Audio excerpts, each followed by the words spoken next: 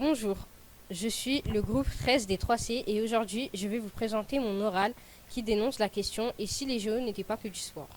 Pour commencer, je vais vous présenter le plan de mon oral. En premier lieu, je vais vous présenter l'origine des JO. En second lieu, les différents enjeux des JO. Ensuite, je détaillerai un enjeu et j'argumenterai sur les effets positifs et négatifs des JO. Ensuite, je finirai donc par une conclusion. L'histoire des Jeux. L'histoire des Jeux remonte à l'Antiquité et prend ses racines en Grèce dans la Péloponnèse il y a environ 3000 ans. Des concours sportifs organisés à Olympie avaient lieu tous les 4 ans et ont pris le nom des Jeux olympiques. On ne sait pas précisément quand, mais ils ont commencé, mais la date de 776 avant Jésus-Christ. À sa création, les Jeux duraient déjà 5 jours et comportaient de nombreuses épreuves. Saut, lancer, lutte, pacrace et course de chars. À l'apex de la popularité des Jeux, au deuxième siècle, 40 000 spectateurs assistaient chaque jour aux compétitions.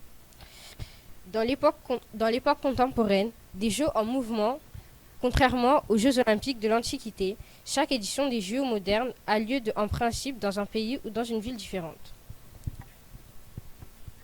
Que représentent les 5 anneaux des JO? Les 5 anneaux entrelacés représentent les 5 continents unis par l'olympisme. Quant aux 6 couleurs, en incluant le blanc en arrière-plan, elles représentent toutes les nations. Les enjeux des JO.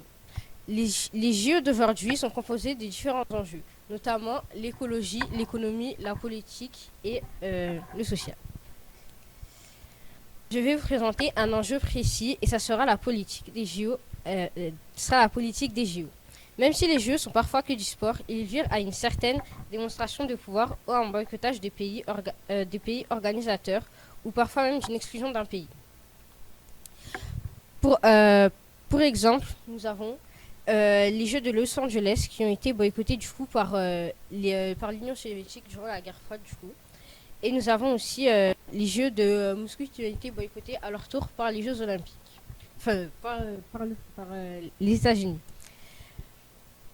Les effets positifs. Ils permettent à une région et à un pays de développer des connaissances et les compétences de leur main-d'œuvre et de leurs volontaires. Les possibilités de carrière, d'industrie ou du tourisme et des événements. Le secteur des affaires et leur profil mondial. Les effets négatifs. Les effets négatifs pour les JO sont des saturations de transport, des explosions des prix de l'immobilier et des focus médiatiques.